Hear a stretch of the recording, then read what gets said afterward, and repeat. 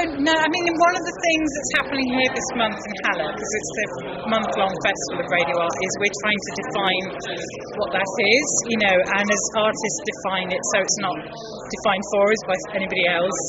And for me, it's very closely linked to what community radio is, and that fundamental question of open access and personal sort of creativity and freedom that you find in community radio. So I suppose radio art, is just a really great example of that, where people can explore and experiment. They might not be thinking, I've got to get as many listeners as possible. They might be thinking of, what can they do with the medium instead? How can they play with that? So community radio is a really appropriate home for radio art.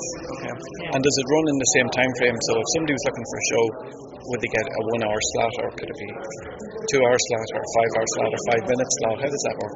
Right, so most of our programme makers, which are not all kind of arts shows, have the sort of slot of an hour or a couple of hours, but we also, for example, we put aside Sundays for longer pieces, so that artists who make something that's 24 hours long or maybe more, we've got somewhere to broadcast that. And sometimes that might even be quite a short piece, but that's designed to loop, so it becomes a kind of installation.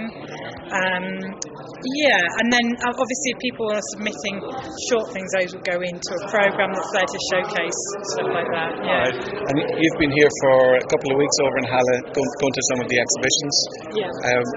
What are the kind of things that have caught your imagination? Well, I think above all it's the sort of sense of community that's going on here, the community of artists who've come together and of core acts who've initiated the festival. Is there any exhibitions that struck a chord or gave you a few ideas? Yeah, I think I'm still processing that because there's so much, it's so rich that it takes some time to kind of really understand fully. I think it might be some years before I look back and go, well, that one changed my life. And there's amazing things happening just on the radio. So the Revolting Festival has an FM frequency and a medium wave frequency as well as online. So there's some great stuff just to tune into that's happening in the studio as well as the more exhibition-based stuff. So I'm based at Sound Art Radio in Devon, which is you can find at soundartradio.org.uk.